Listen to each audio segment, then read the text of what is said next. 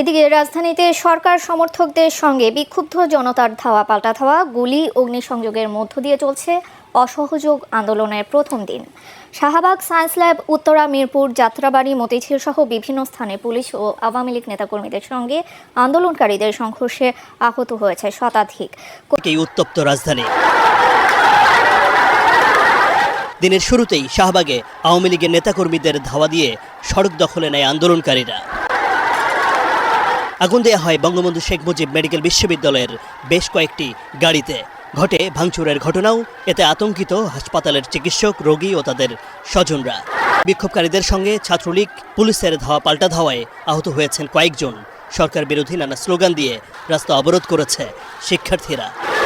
11টা বাজে আসার পর 5 মিনিট এখানে আমরা আন্দোলন করতেছি, আর ওখান থেকে হঠাৎ পুলিশ ছাত্রলীগ হচ্ছে আপনার মারতেছে, পুলিশ গুলি মারতেছে, চেয়ারশে মারতেছে। তারপর আমরা ধাওয়া দিছি পর ওরা ওখান দিয়ে বের হয়। এই সাইড থেকে প্রথমে পুরো শান্তিপূর্ণভাবে আন্দোলন করছিলাম, ওই সাইড থেকে ছাত্রলীগের ওরা হচ্ছে হেলমেট বাহিনী, হেলমেট পরা ওরা লাঠি সোটা নিয়ে আসতেছিল।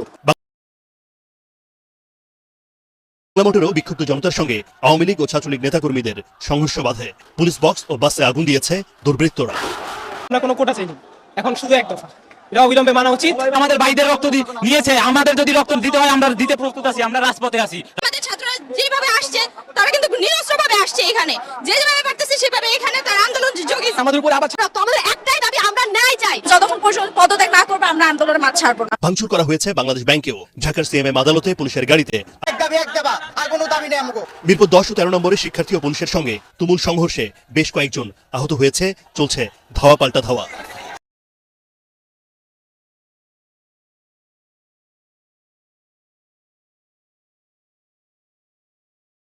নীরব ভূমিকায় দেখা যায় পুলিশকে।